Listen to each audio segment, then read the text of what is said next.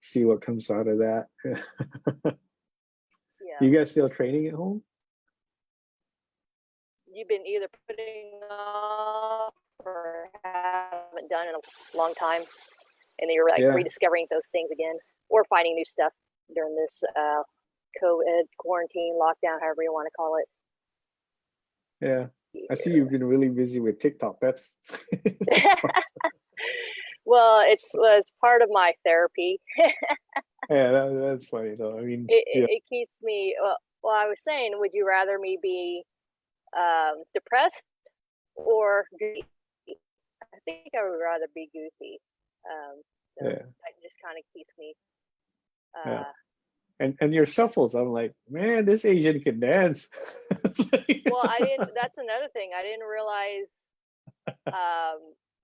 I could do those things, because when I was younger, I completely, you're a little kid, you can kind of do whatever. You just like, hold on, let me share this. Hold on, let me share this on my phone before I forget. But yeah, when I was a little kid, I would just dance, being goofy, dance when I was a little kid. When you're a little kid, you can kind of, you don't have it, you're heartbroken yet, and you kind of do whatever you want. And then it just completely stopped when, I think when I was like in first or second grade. And then here comes along TikTok, and they have all these people just dancing on there. But there's the deal with TikTok, you can slow it down to try to get some of the steps and moves, and really, yeah, you can slow it down like 2 times, 3 times, and you really slow it down, and so you can get it down. So I'm really not that, just like jujitsu, like you don't know anything yet, and so well, that's the until thing. you Like learn. recently, like I started getting into like streaming on Twitch, right? And then like my friend was like, my friend who's also an investor, he's like, hey, you should try TikTok, because the market is growing there and everything. And I was like, looking, how am I gonna share deep things about guitars and gaming and all that stuff on TikTok? Is that even possible? You can. There's actually singers on there and people who's playing the drums and guitars on there. Really? Yeah, it was just, and then how long is it max? Hold on, let me turn this down.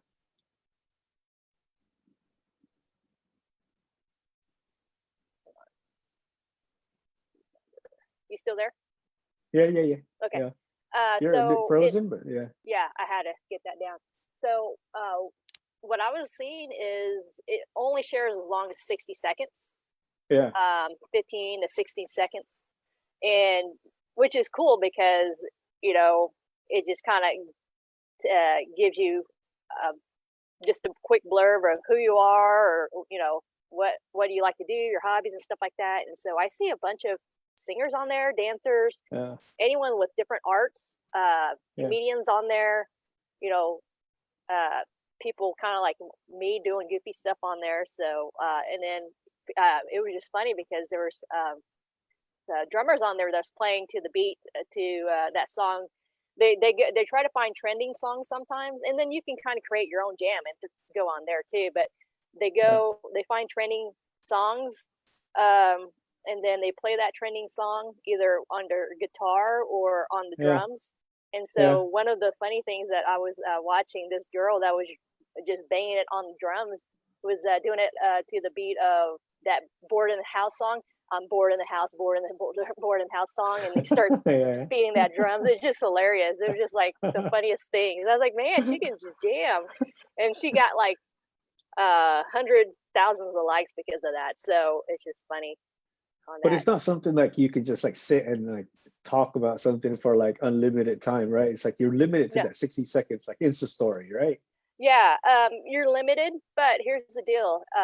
It's like a completely different world than Instagram or Facebook, because what I get from Facebook, there's definitely, you'll get that longer conversation like we're doing right now, social interaction and stuff like that.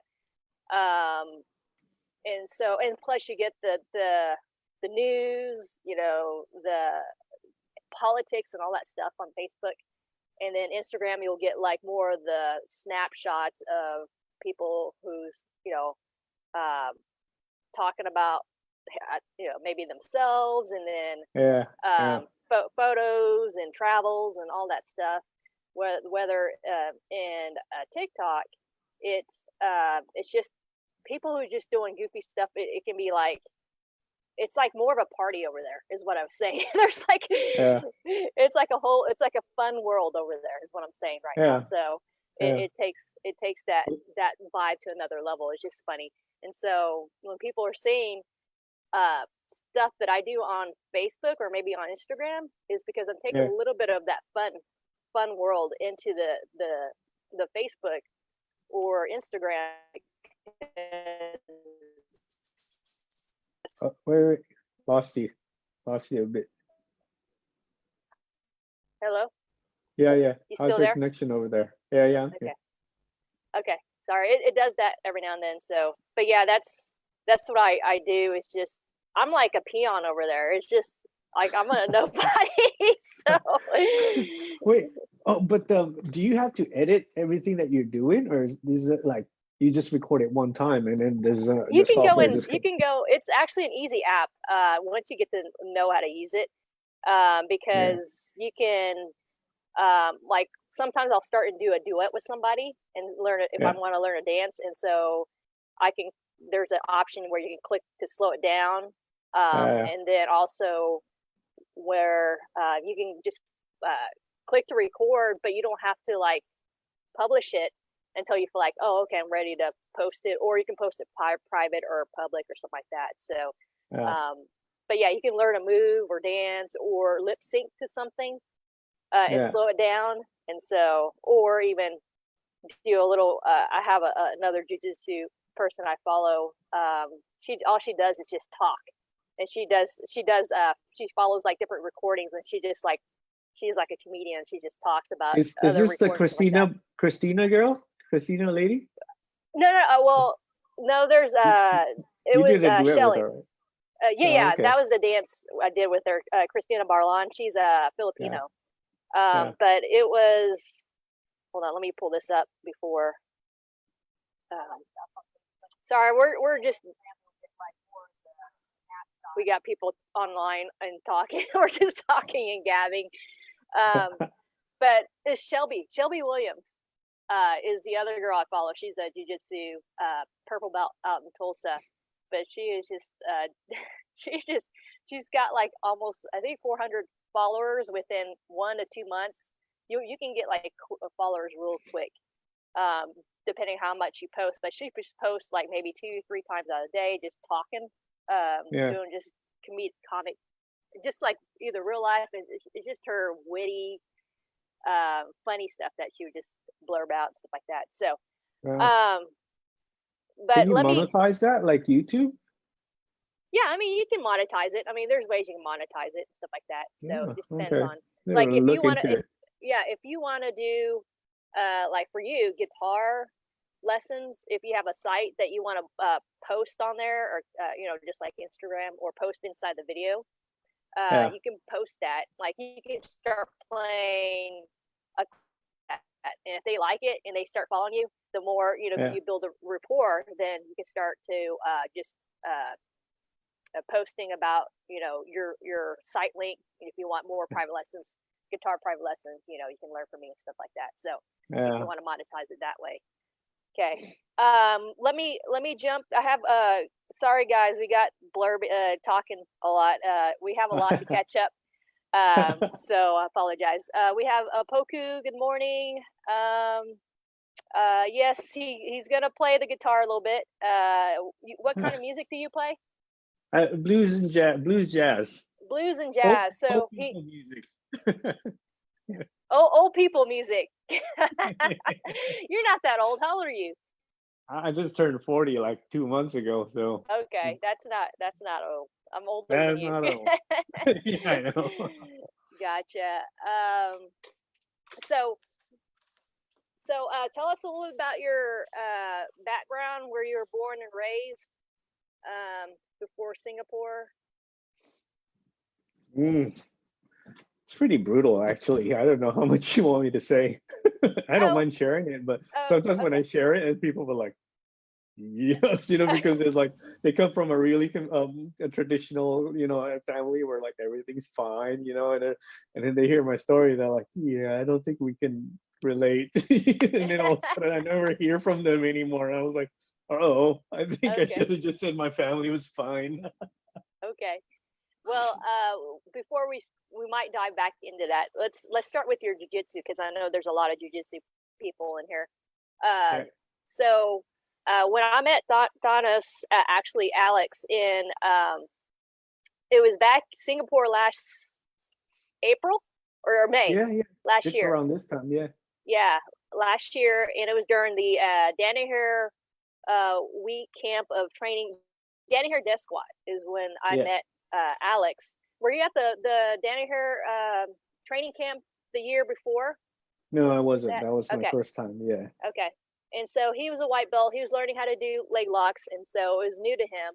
And they weren't really teaching no gi at your gym in leg locks, correct? Yeah, yeah. I was like, I was doing it, and then the guy was just like, "You're reaping, you're reaping." I was like, "What? What?" Because we drilled this for a whole week. I was pretty sure that was what John was like teaching us, right? And it's like, "You're reaping, you're reaping," and then after that, like, he just wouldn't tell me, like, okay, yeah, in gi, this is how you do it, So the whole time I'm like, wait, was I learning the wrong thing? I was like,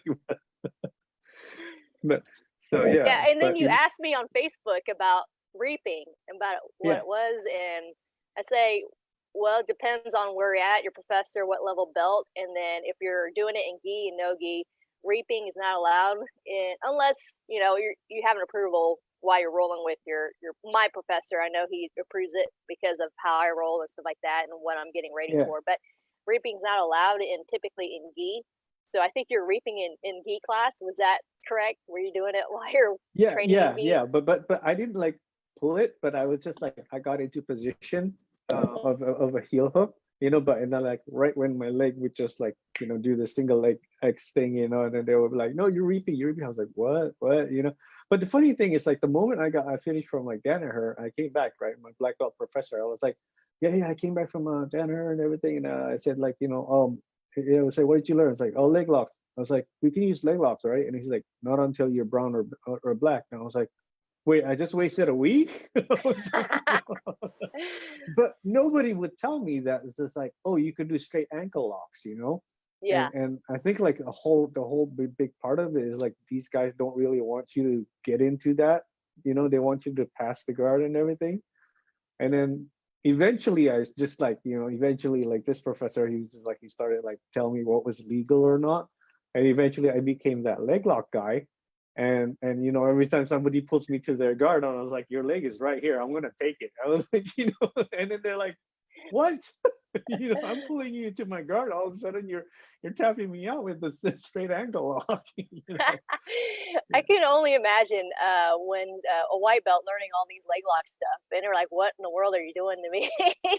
Yeah, yeah, So yeah, yeah, I didn't start diving into leg locks until like blue belt, mid blue belt, and so I really yeah, start diving into like a purple belt level. So fortunately, I had coaches that gave me that allowed me to be able to explore in that way. And so it just depends on the coaches and what they're comfortable teaching, yeah, because safety is first for sure, and then knowing what they're going to see, that those blind spots to help teach students along the way is another one. yeah. So I do have some questions. So I know when did you get promoted? Blue belt. He's a blue belt. If everyone's asking. Oh no, Um, no, I'm a three stripe now. oh, So yeah, I was a one stripe like last year, and oh, then you're talking about blue belt, right? Or no, white no, belt? no, no, White I'm belt. still Oh, white. okay. You're still Yeah, white. yeah, I'll say my bad. So I yeah. apologize. I thought you got I'm promoted. still white. Yeah, Okay. yeah.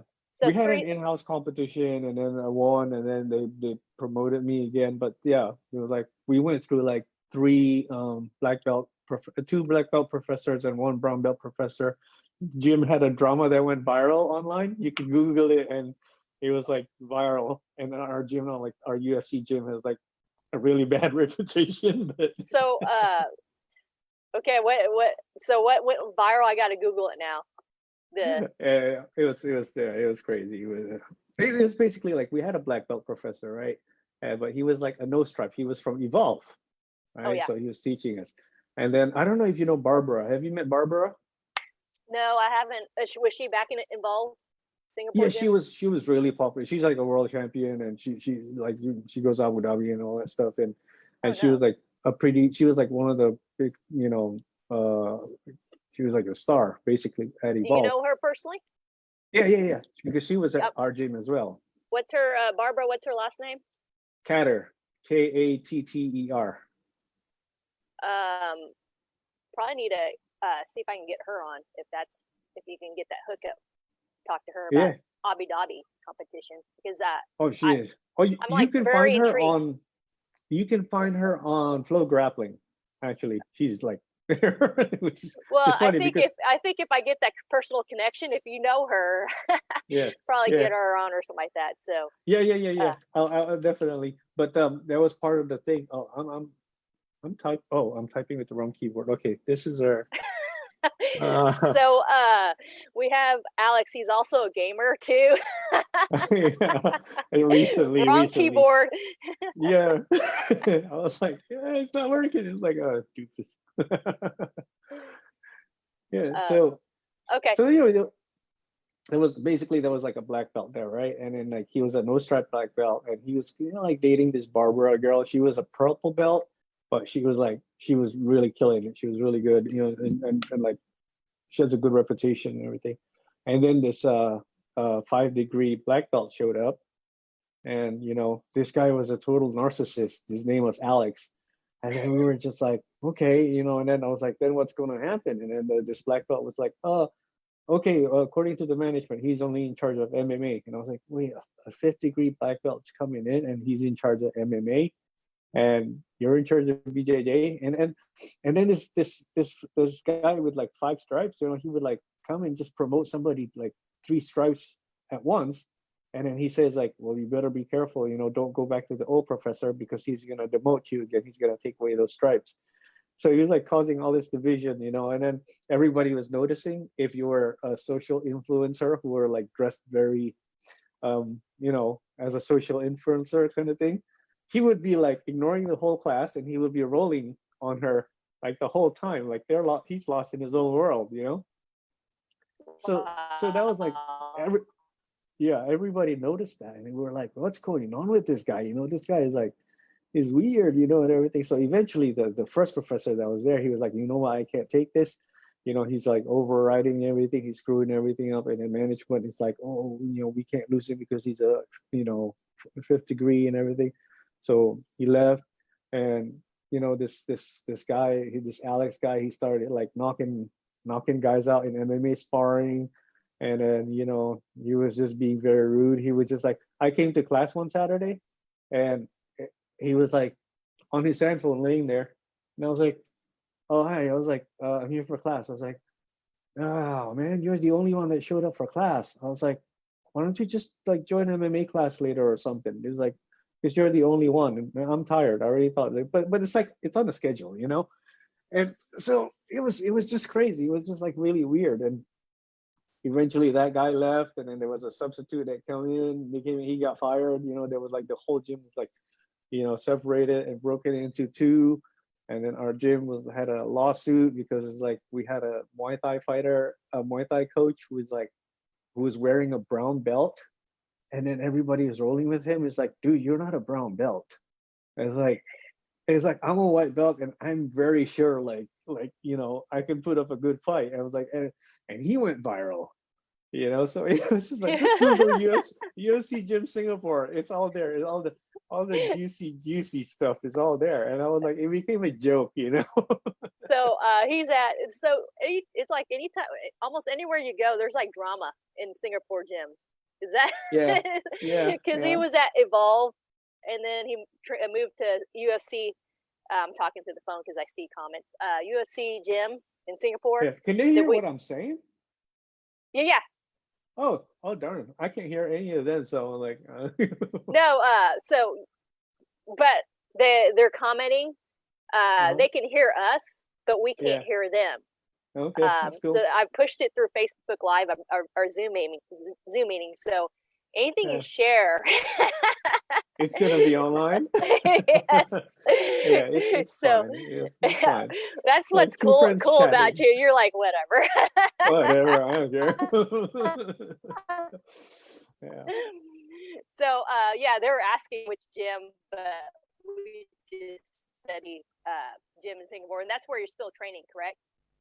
Yeah, yeah. So eventually, Before the like, quarantine. Yeah, yeah. But gotcha. yeah, because we had like three, we had like a lot of professor, and one of them was just like, he was a friend of Barbara, and Barbara left as well, and this guy was like a friend of Barbara, and he would come into sub, and he was like, oh, you like the leg lock stuff? Okay, here's how to set it up and everything, and he only thought like once a week, but eventually he was like, hey, why don't you come over my gym? You want to come and check out my gym and everything else. I was like, yeah, really interested. So he helped me develop my game as well in the leg lock. And, right now, like that's become like part of my go-to thing, because, but of course, the original like in-house coach is still kind of just like making a joke out of it, Uh-huh. So I am that guy in my gym, but it's effective that nobody can like, make fun too bad. Yeah. Yeah. Well, I mean, you're gonna be someone if you're not being reckoned with right now as a white belt, you're gonna be someone to reckon with. As you go up in other levels of belt levels, is I think it's something that is a need to learn. It's just like anything else. If there's something out there that's being used in jiu-jitsu, it's always good to be open-minded and learning it at least understanding Oh, like oh, kind of like leg locks, and so yeah, just being able to defend it is another thing. You still there? yeah, yeah, Okay. yeah. I lost you for like a couple seconds. Yeah, I mean that was like my logic. It's like, okay, like I understand, like as a white belt, they want you to like work on your passing the guard and all that. But it's like if you start playing around with it, by the time you're in blue belt, where everybody's starting to do that, it's like you already have an experience. That was my logic. I was like, why should you limit yourself and not do it and kind of thing. So Yep. I'm glad I did. Yeah. Yeah. And another thing Dan here brings up too is learning, uh, trying to learn the highest percentage of moves out there. Yeah. And so that's how I'm able to kind of navigate through jujitsu journey is finding what's going to give me the highest return, the highest percentage, and what's out there that I need to learn that's going to get me paid as far as in jujitsu, as far as making sure Yeah. I'm maximizing my time and learning jujitsu and stuff. So the Yeah. highest percentage out there on that. It's So I find it tricky. I don't know. I don't know. Like maybe like I kind of need like your input on this. Like how would you handle this? Because even somebody as big as Danaher, and if I said like during sparring, I was like, hey, I'm gonna do this, I'm gonna have this, the sequence goes from a close guard and there's an Americana and all the stuff that like Danaher would teach. And then let's say one of the moves like didn't work, right? And then I was just like, I would ask my professor, like, hey, oh, what went wrong? Like, how come like from this to this, it was supposed to work? Like, what was the missing detail I was missing? But because it was from Danaher and it wasn't from him, and they will be like, I don't know, man. Maybe it was for Danaher. I don't do that kind of stuff. I don't know how to do it. And I was like, there's that kind of thing going on where I is like when you study on your own, it's not always appreciated that you try to study and expand it because then you'll be doing stuff and you'll be like, oh, where'd you get this? And they'll be like, did you get this from Sensei YouTube?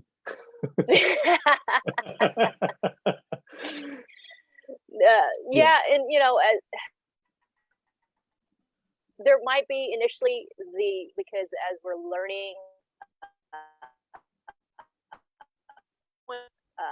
train of thought is going to be different in how they're learning, and so yeah, I can see professors being protective of their students, especially as they're learning as white belts. I can see that. Yeah. uh, and then as they kind of build your trust in how you're thinking and how you're dissecting stuff.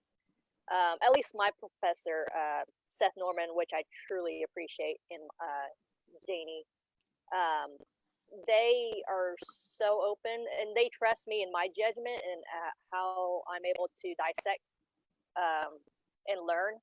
But it's going to be dependent on who your teachers are and how they're. For one, I don't know where I'm going with this. It's all right. White belts, there's going to be that stigma initially. It's the natural thing of where you're getting stuff. That's just too much information. You only want to learn the basic, fundamentals. Learn that first, and then as you start to explore, then we can start finding other. You'll start branching out, finding your game. I didn't find my game till like maybe end of blue belt, purple belt. So, and then I start to branch out even more who I want to learn from the most, those mentors and teach, and how they teach and so forth. So that's something that you'll start to find too, is there's going to be a bunch of BS out there on YouTube. Yeah. And so, and I tend to gravitate towards, Danny here is one of those people that he breaks it down to where most majority people are able to understand it, the concepts and principles. I don't know if you got that from him when you're learning from his seminar. And so, and then for the students to be able to replicate it in competition and also teach it is another telling sign that what he's teaching, he's able to, those principles, and he teaches by principles instead of just like step by step by step by step, because it's going to evolve as you grow your game. And so he teaches those principles, those founding principles, to be able to problem solve on within that women moment. And so that's what I get from him. And then there's other teachers like BMAC that I talked to, Brandon McCagran, and then also my teacher, he does that too. So but yeah, that's something that we have to learn along the journey. Sorry, I'm gabbing too much. This is you. Apoku says some coaches have ego and it's unfortunate. Yes. That's just part of, also let me back up a little bit as a teacher, because I used to have an ego myself. If you ever taught something, and if you ever taught anything, we're gonna have reservations as teachers, and so we're gonna have traditional mindset. And so I didn't break open myself until like maybe 5 years ago as a teacher, to have more open mindset.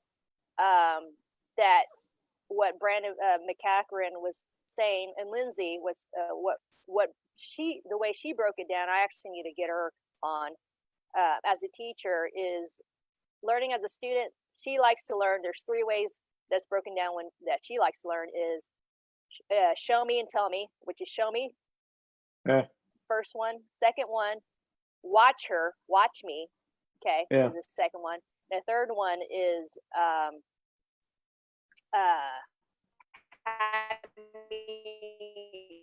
have me practice. I mean, just allow them to practice and allow them to make the mistakes and have them learn through it. So practice and learn during that time. Okay. And then what Brandon McCagran, BMAC threw in the last one is also the very last stage is testing it, testing and applying it. So I think what missing piece a lot of us teachers tend to do, we tend to overteach and we protect, and we don't allow the students to explore and discover, to be able to explore and discover on their own, make those mistakes, allow them to fail and allow them to make mistakes. And that's how we grow the most as human beings. And so that's the missing link that I feel as a student, as a teacher, that we a lot of teachers frown upon is not allowing the students to fail. Yeah. So I come from like, because I teach music as well, right?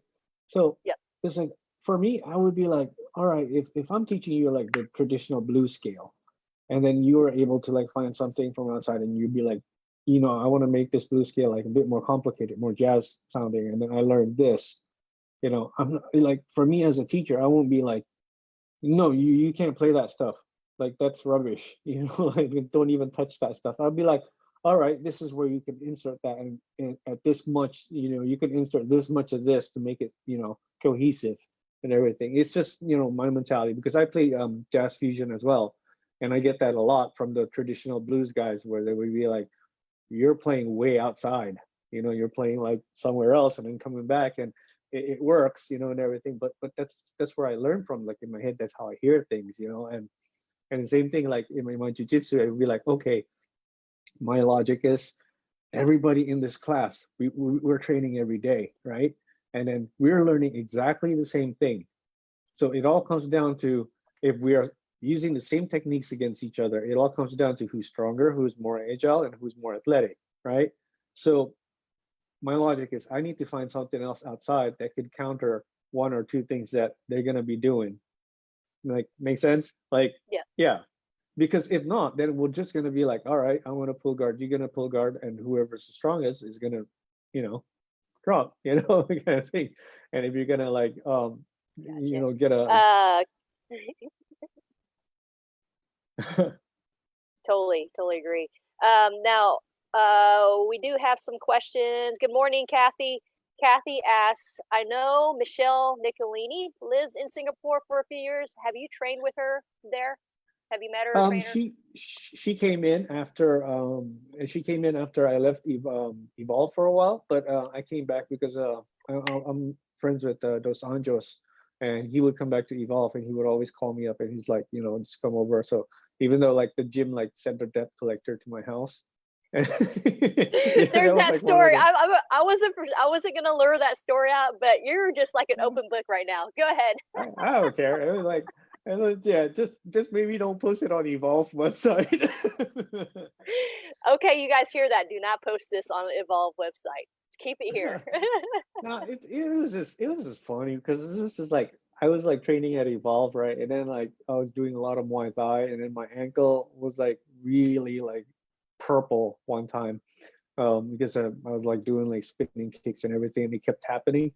So then like I was just like, all right, I went to the doctor, and then during that time, I brought my 4-year-old daughter, and she would come and train like 4 times a week, and I would just drag her, and she would like be sleeping, and I put her on the mat. All right, wake up, wake up, wake up. All right, go and roll and everything. So the whole time they're like, hey, how are you doing and everything. But my doctor letter was only for 3 months, right? Because it's like, after 3 months, your injury should be clear. But because it kept happening, I figured, all right, I got to do a rehab somehow, because otherwise it's just going to keep happening. It doesn't make sense. So I started doing a rehab at like this chiropractor, like right in front of Evolve, and the whole time they knew it. I was like, yeah, I'm just getting my foot fixed there. So one time, like, Dos Anjos came back, and I got inspired again, and I was just like, you know what, I think I'm ready to come back. And they're like, all right, but you got to pay this half a year of contract that you didn't train, and then pay for the new year. I was like, I'm sorry, what? You want me to pay like almost $2,000? But the whole time, like, I was there, you didn't tell me like, hey, you're gonna need to use this membership up. I would have just sat in for a class and not trained or something. I would have still got something, right? But they were just like, hey, bro, yeah, what's up, bro? Yeah, good to see you, good to see you. And all of a sudden, yo, you owe us $2,000. I was like, that doesn't make sense. I was like, I said, you guys could have told me that. I'm here like 4 times a week. So yeah, I wasn't up to paying for that, and then all of a sudden I was getting lawyer letter. I was getting like a knock on my door and stuff. It was crazy.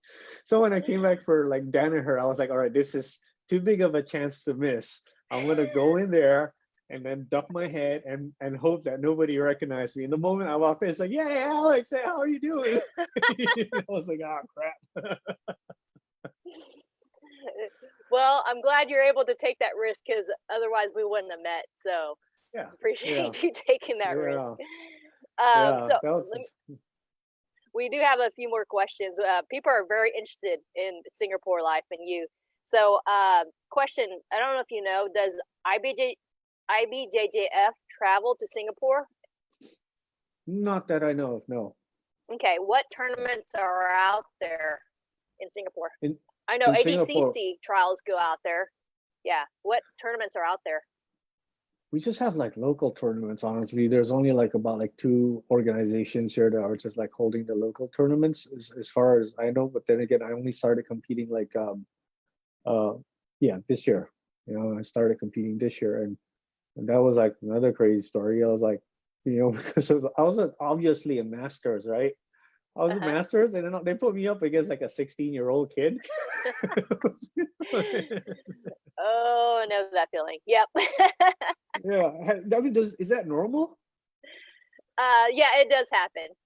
There's local tournaments. I mean, well, I don't know about guys.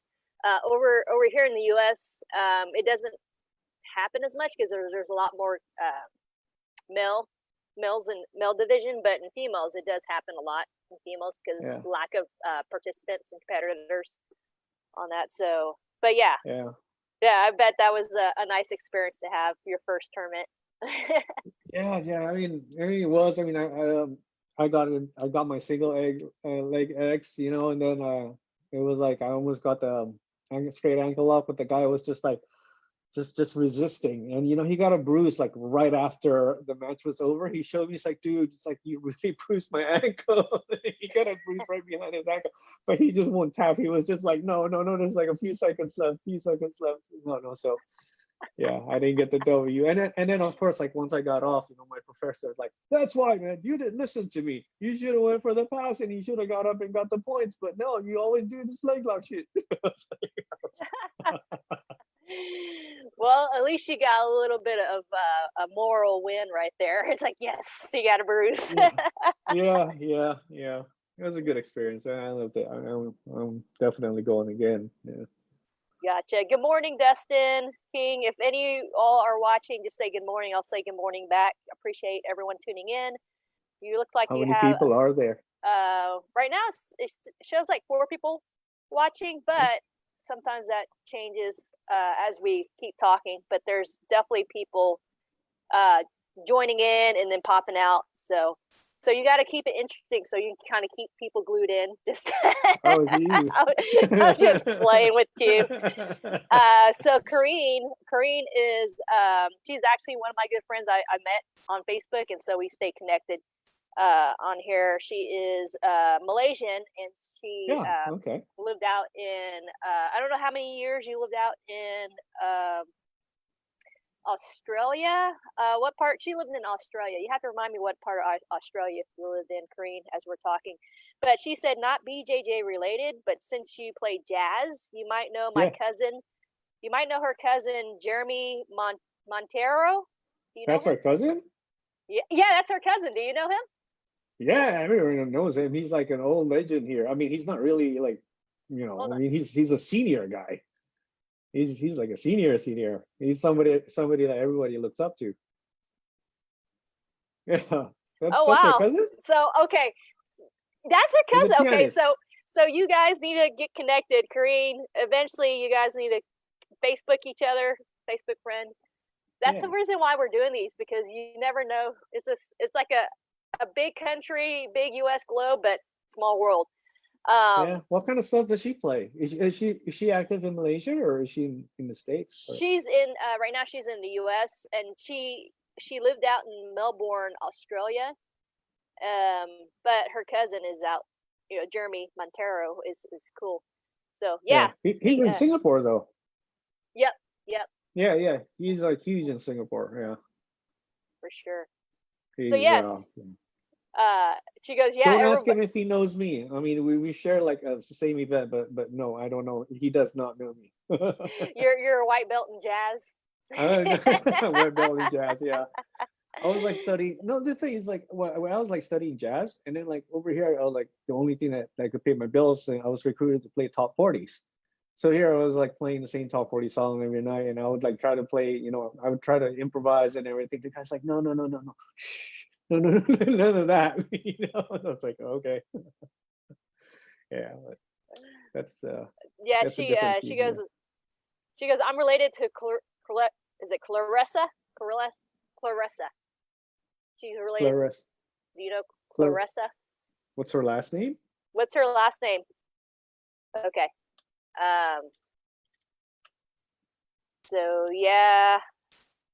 Yep. 16-year-old wrestler killed you. Okay. Yes. those young wrestlers for sure. No, she was just talking. She Yeah, hasn't said on that, but Yeah, we're fixing to have. Oh, you still there, Yeah. Alex? I'm here. Yeah. You hear me? It's meant. Yeah, it's Montero as well. Clarissa Montero. Clarissa Montero. Yeah. Yeah. Okay. So yeah, that's how you guys know each other. So you guys are essentially friends now. So. Yes. Hello. Tell her I said hello But and add me. yeah, she can hear you also. She can hear us. We're viral right now. I just looked and I was like, I just turned on my Facebook on my other monitor and it was like there was you and me right there. And I was like, oh man, I really hope there's nobody from UFC gym watching this. Horrible. Nobody from Singapore. Please do not watch this. Just US people, Yeah, please. yeah. I was like, oh, this is a pretty cool thing. I might just share it. And I was like, oh crap, no, I can't share it. Don't share it to no. Let me share Yeah. it. You don't need to share Yeah, it. you share it. You share it. Yeah. If you share it and So I don't share it, then I get to have all the fun and say all kinds of weird things and so tell us a little bit about, I guess, because I know we've been gabbing a lot and for like 45 minutes, but tell us your background a little bit, kind of how you end up in Singapore, anything you want to share. oh geez, it's like it's really like it's I could start, but it's just like it's really like if you ever doubted God, like if you could do big things, I literally like had like nothing, and I came to Singapore. It was like basically I was like, Weren't I you was like like the poor first. as Oh far well, as my family was they were like pretty well off, right? But I was like the first musician in the family, and they were like very Asian and very business culture, and they were like, no, if you're gonna be a musician, you gotta find your own way. So at like 16, I went out, and I was like, I found music when I was like 14, and I knew I wanted to go to Berkeley College of Music, and then yeah, so when I was like 16. It was like so bad that they were just like, if you want music, then you got to find your own way. And basically, like, I left the house and I was like living on the street for like 3 years. And but I found all the musicians that I wanted to learn from. But in Indonesia, that was like that was the time when drugs were really, really, really crazy. It was really like it was booming there. So I would head over to a friend's house and I would like there's a guy laying there on the floor. I was like, who's this? I was like, oh, there's this guy. Here's this keyboardist from this famous band. I was like, that famous band? He's like, what's he doing there? So he's just like passed out. And so basically, like all these guys weren't, doing music that much and everything, and then it was horrible. It was like harsh being out there on the streets in Jakarta for like 3 years. Jakarta is like it's we were like staying in a place where you know guys would be like fighting, and even like we have schools where just to get to the gym you'll have to take a public bus to get to a public basketball court, and then there's a park where um like your opposing school, like do you get a rival school or something, would be like waiting. They know you're going over there, so they would attack that bus with like machetes and belt buckles with all kinds of stuff, and everything. And I was just like, oh, peace, man. I just want to play grunge music. I was like, I don't Yeah, want to fight. I wasn't a fighter back yeah. then. Now I went to Bali, and there's some tourist stuff, but to me, what I got, I don't know if you got that from Jakarta, is it's like poorer than Thailand is what it feels like, or Mexico maybe. Yeah, Is that yeah, it's just insane because as soon as I got out of Chris and I got out of the Bali airport, it was just like vultures of taxi cab drivers going at you, and they won't quit yeah, until you have a driver. So yeah.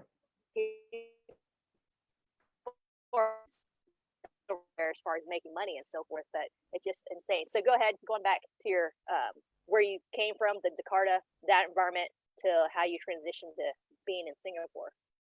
Okay, then so yeah, so it was like year 2000. I was like, I was like 20 years old, and I said, okay, I gotta get out of here, and basically like I had to um, find another environment. Otherwise, I'm gonna die. This is getting crazy, you know. So I literally, I mean, one of my prayer was like I wanted to learn from like I wanted to be mentored by a really like popular musician or something. And, you know, I was like in my head, he was like Metallica's guitarist because he was like one of my favorite guitarists.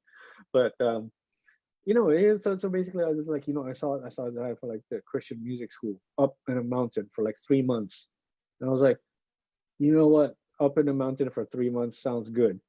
You know, I was like, it's probably gonna keep me safe. So you still there?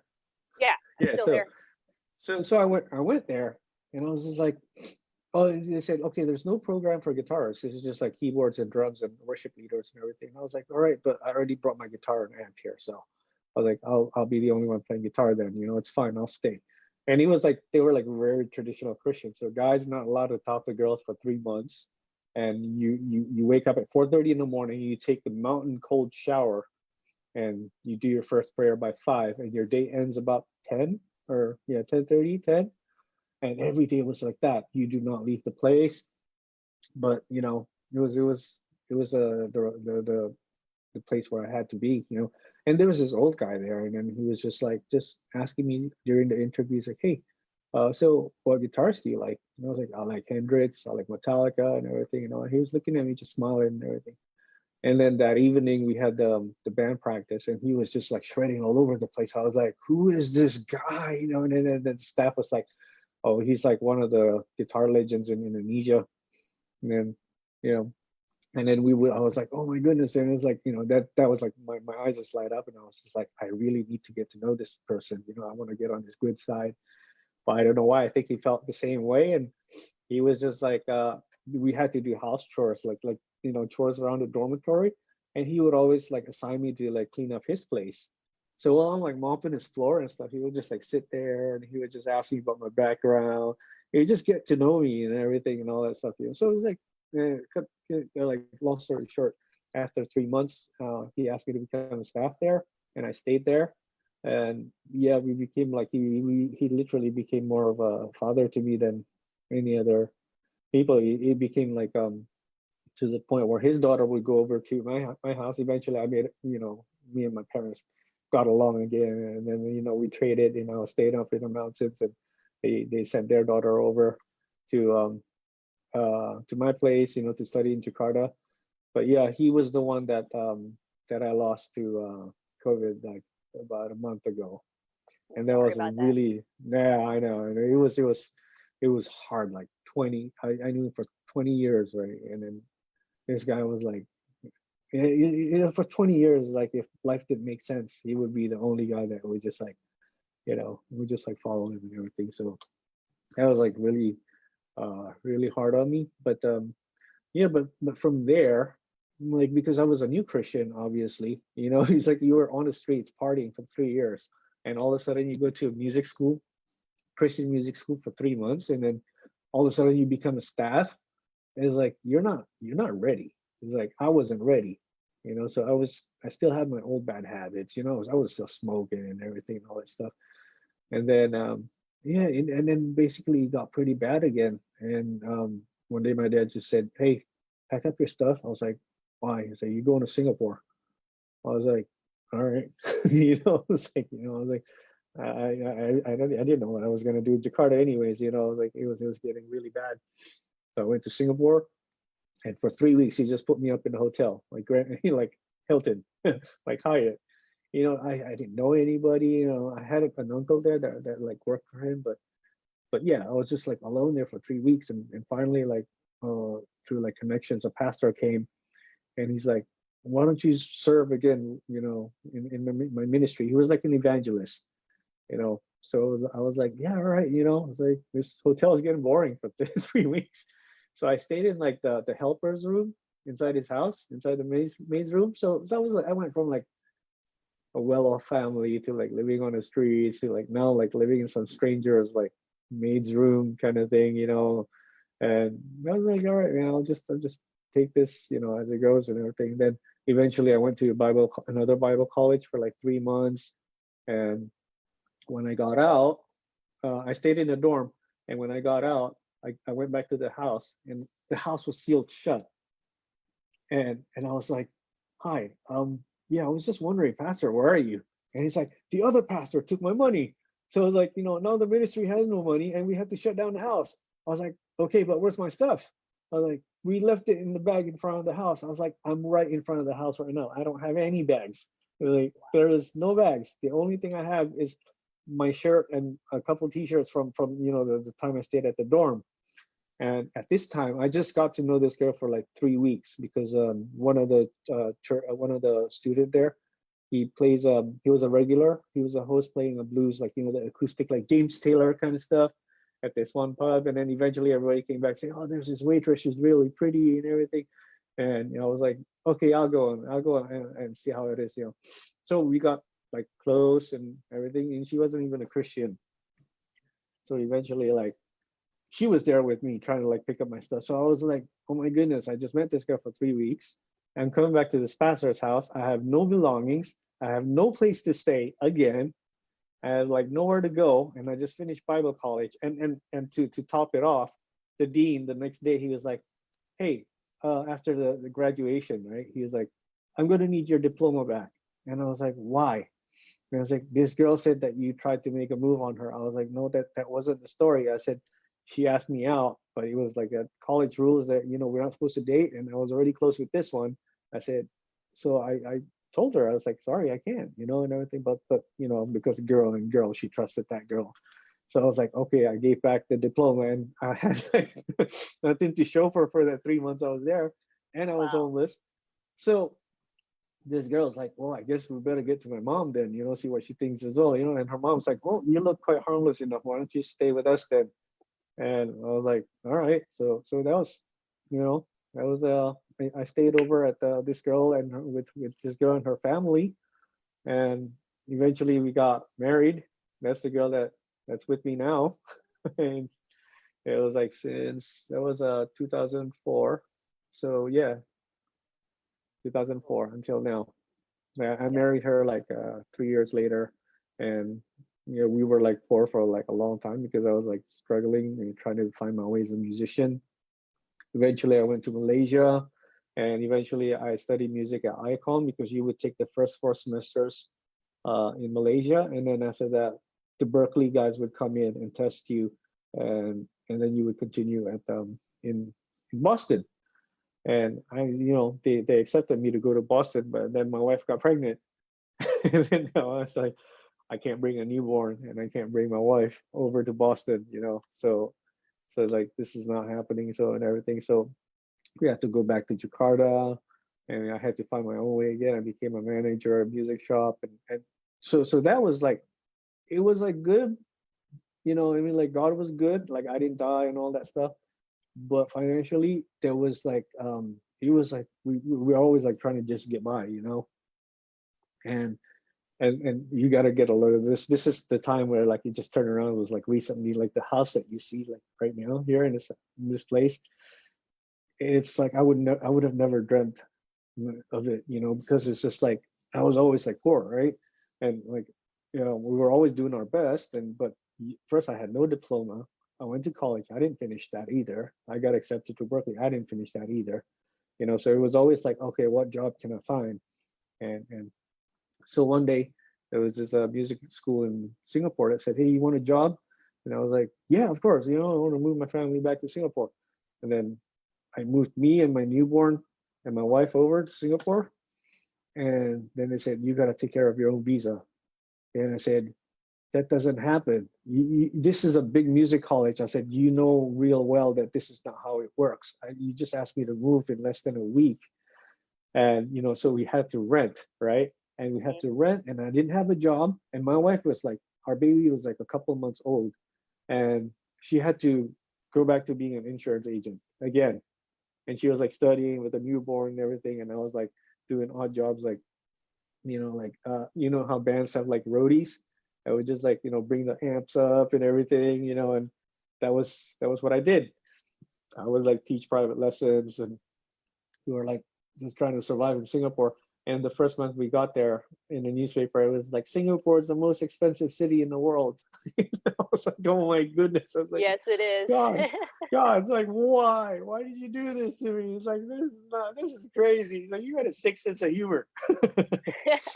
but but eventually that, we went from one connection, one opportunity to another, and I just went, yeah, I'll take this. And then we went jamming. I went jamming one time, and the guy who was the host owns like a few pubs, and apparently he had a music school. And I was like, hey, can I teach there? He's like, all right, you can do it freelance. I was like, all right, I'll do it. And I was like teaching there, and I got like a couple $100 a month, which was like not much, right? Right. From there, he was like, hey, I'm going to sponsor you for like some sort of certification. I was like, yeah, sure. So I passed the test in one shot, and so I got that kind of like certification. But and then like I left the place, something happened with the band members, and then I just bowed out, and I was like, all right, sorry guys, I'll just move out. So I didn't get that diploma yet, that certification that I passed. I didn't Uh-huh. get it yet. So I was like, they said, all right, but the deal was you got to pay us $400. It's like, and you got to put in 8 hours of volunteer work for the company. But since you left, we can't give you the you know the music qualification. And I was just like, all right, I was like, I don't have $400 to spare. I can't give you that. So I was going back to like teaching, privately and everything. So this is when like the big things started happening, right? It was like there was this one franchise music school called Cristofori, and I kept bumping into my old college mate, there. And I was like, what's this place? But I was like, they teach, it's a music school, and it was like, it's all over Singapore. The place is like red and yellow. It looks like McDonald's. And I was like, but God, it's like I had a job offer from Apple. I went through like 3 interviews. They had the big one in Orchard, Uh-huh. that new one. They had the first Apple store.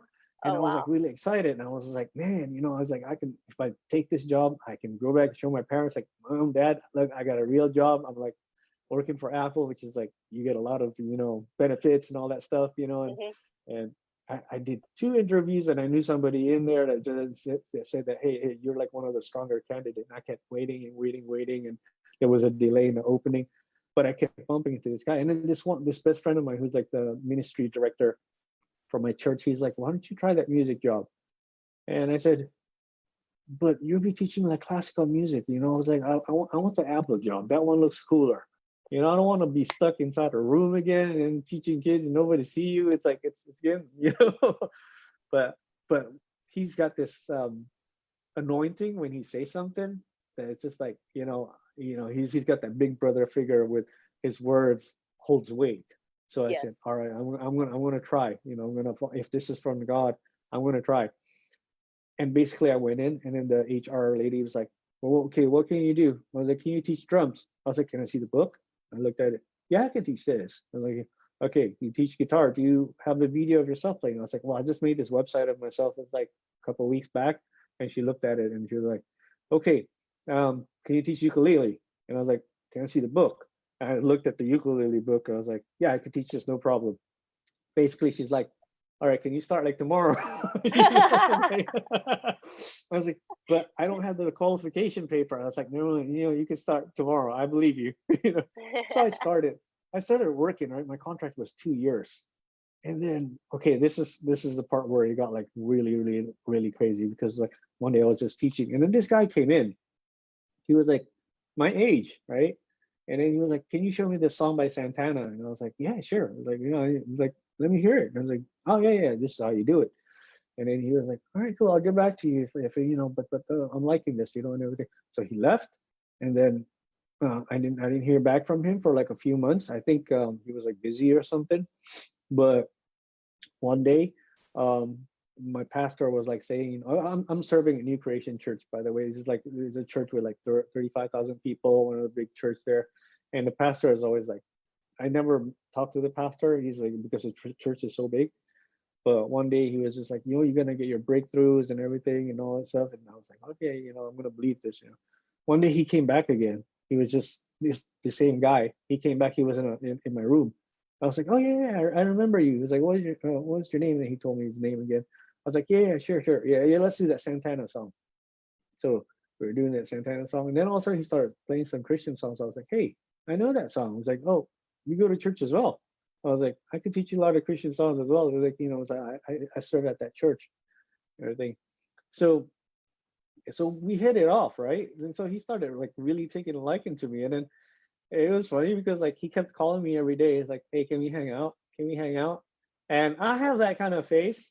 I'm not proud of it, but I swear, it's like one day, this is my shop, and I walked about 15 feet to the toilet, right? And when I went to the toilet, normally I don't like to pee in the urinal. I like to go inside the booth, right? And then I was like, I walked in and I was like, nobody was in the urinal. I was like, I'm going for the urinal. I was like, it's fine. So the moment I unzipped, I went to the urinal. This guy went swooping right next to me. And I was like, dude, bro code, skip one, skip two. There was like four. I was like, why are you right next to me? And I swear he was literally looking at me like the whole time.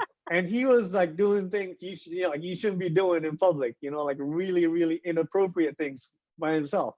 And then I was just like in the corner of my eye, I was like, man, I just had like a 1.5 liter bottle of water. I can't stop. But this guy is really inappropriate. And I don't know what to do and everything. So then I rushed to the sink and I was like washing my hand. And then he rushed next to me and then he nudged me. And then he was like trying to make a move on me. So that, and then the first time I was like, no. And then he said again, it's like he nudged me again. He was like gesturing to make a move on me. I said, no. And the third time he tried to grab there, and I was like, I was to unleash. I was like, back then I already trained at Evolve, so I was confident. I was like, my Muay Thai is gonna really, come out, you know.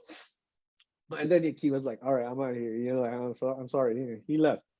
So he left. So when this guy kept like calling me and everything, I was like, man, is this guy okay? You know, I really hope he's really good. He's okay and everything. So I told him about the story about the guy in the toilet. And then he was just like, oh, that's nasty. I was like, oh, how can he do that? How can he do that? Oh my God, I can't imagine what you go through. It must be real nasty. I was like, phew, thank God, I got all right. So we've established that he is okay, right? So and then he kept calling me. I was like, hey, what do you think of this guitar? What do you think of this guitar? And I was like, yeah, it's good. So one day I was like having a lunch break. He was like, hey, where are you? I was like, I'm at this Morgansfield. It was like with my wife having a lunch break.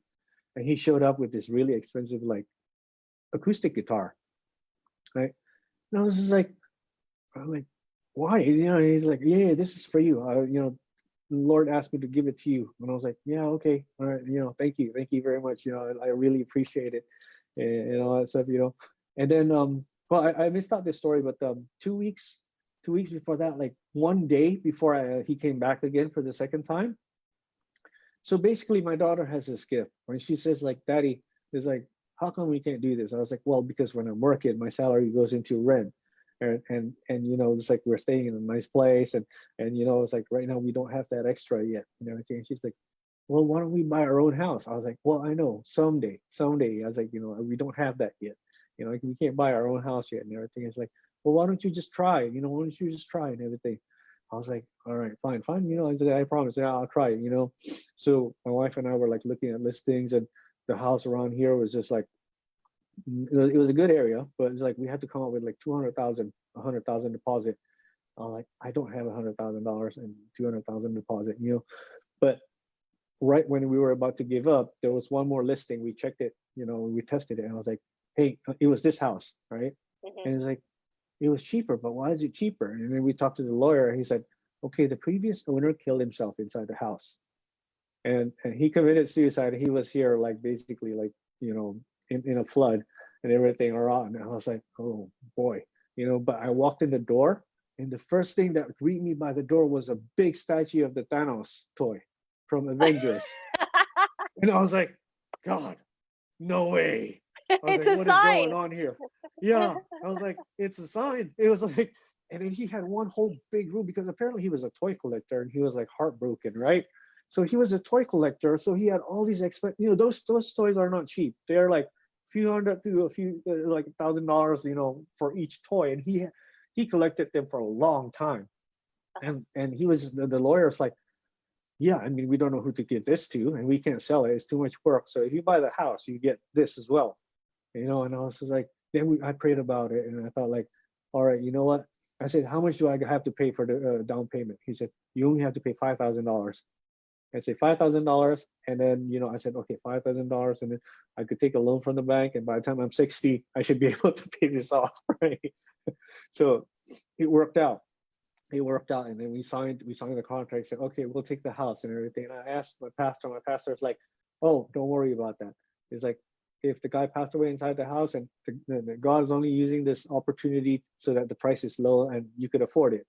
And I was like, all right, yeah, I believe it. I believe it. I feel peaceful in the house. I don't feel, anything weird or anything.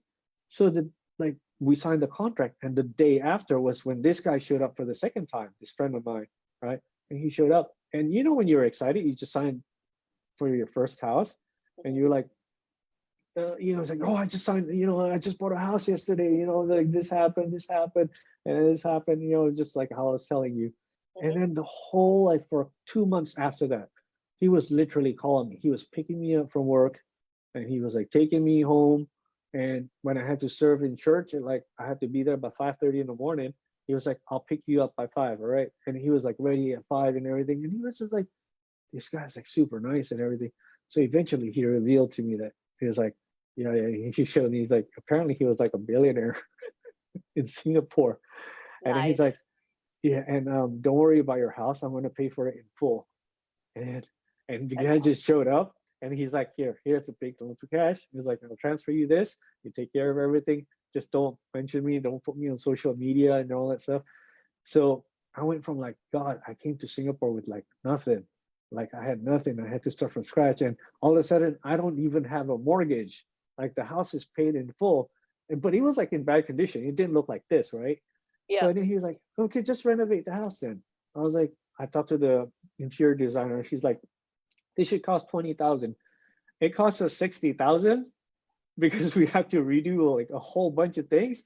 And Yeah. I'm like, it's okay, it's okay. Let this be a learning lesson. If something don't work, that you need the proper planning. And he just covered all the costs of 60,000. So and then all of a sudden, like I had like one guitar, which was this guitar that I paid an installment for. And then ever since then, now I have 14. And they're and this became like the cheapest guitar. And he was like, just showed up. He's like, here, this one's for you. And I was like, what's this? It's like $16,000 guitar. And I was like, I used to work in a music shop as a manager. And even as a manager, those guitars were like the ones inside the shelf and covered in the glass. And like I would just drool. And it's like a customer says, like, hey, what does that sound like? And I was like, I don't know. It's like, I work here, but I don't know. It's too expensive for me to touch. I can't do that. And I was just like, it's like, it's true what the Bible is like saying, that it's like you start tithing and you won't have room enough.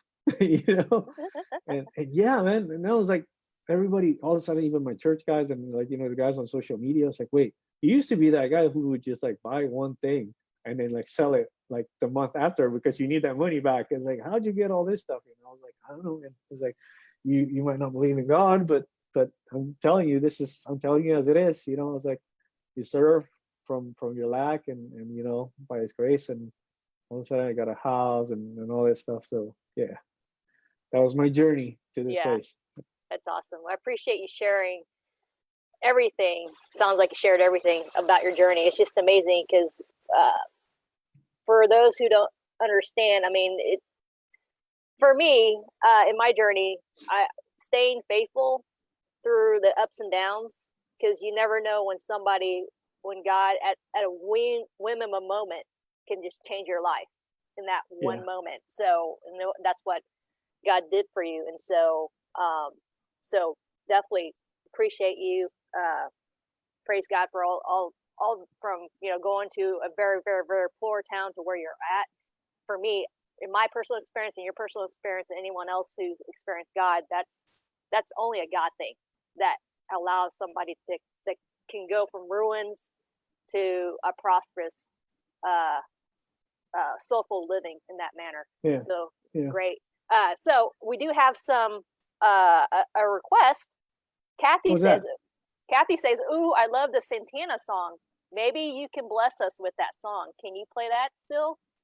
Oh no! He's okay. It's funny thing is, he was like asking me to transcribe Europa, Oh yeah. and because we became good friends, he started hanging out. He just like never played guitars anymore. And then like it's only like recently he's like, hey, dude, can you really finish that transcription? Because he's in like, you know, overseas right now doing his business. It's like, can you do that transcription for me? So we never really finished that song, you know. But Gotcha. yeah, that's part of my homework right now. Is I gotta transcribe it for him. Okay, So, gotcha. Maybe next time. yeah, So but I'll play what? some you know, I don't know what do you guys Whatever's on whatever you can play. Whatever you're comfortable playing at this moment. I'm sure any music is going to bless anybody right now because in this quarantine time, it's just it's quarantine time. yeah.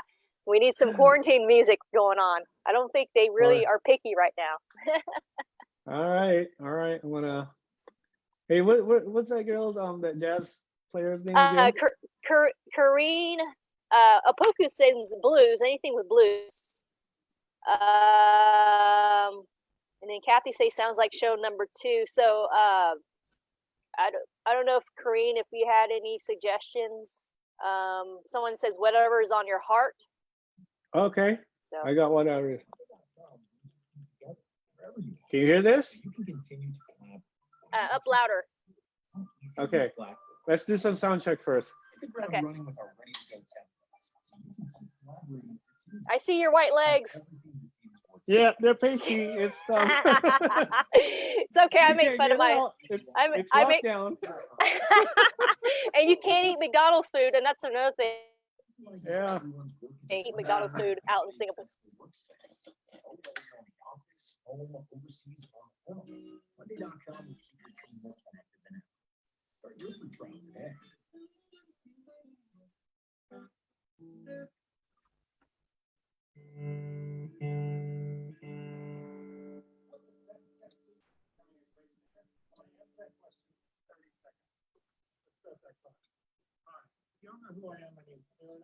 Okay.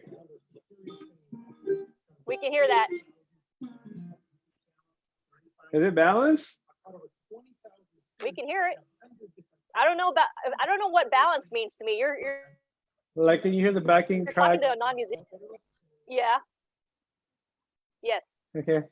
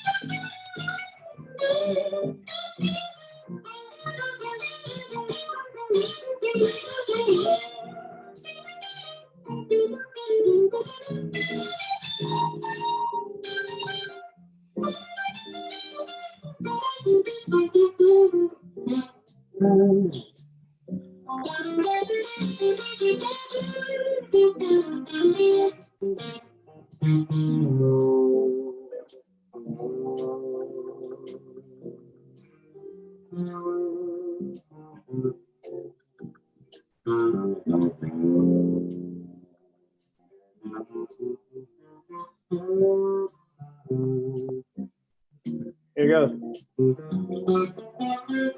Good.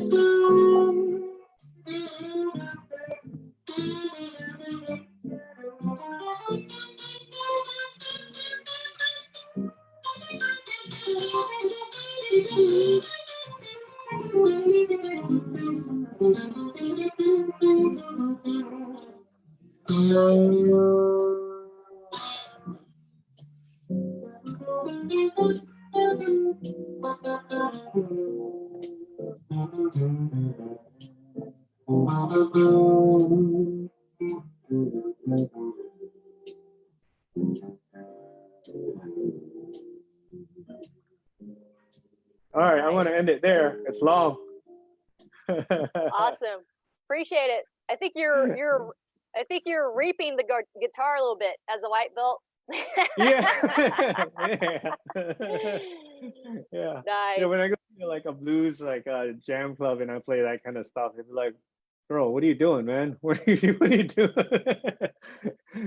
That's like all the leg locks there coming out. Yeah. But yeah, that's the kind of stuff yeah. I'm into. It's more like expressive, kind of like let's say if you're playing in a certain key and then you can improvise and take it to another key that sounds like it's supposed to be wrong, but it's not. And then, you bring it back and yeah. So considering I haven't touched the guitars in like since my Nice. mentor died kind of thing, so Yeah. like, but I was like, I'm not gonna let hard down and all this, all your friends on Facebook after listening to me for like half an hour with my story. No, like I said, I wasn't pressuring you. It wasn't necessary, but you're compelled in your heart, and you did mention that in the message. What was it that you said about go ahead and playing regardless or playing anyways because oh yeah, he would have wanted me to play. Yeah. So but yeah, I appreciate you sharing your heart and your soul and your story.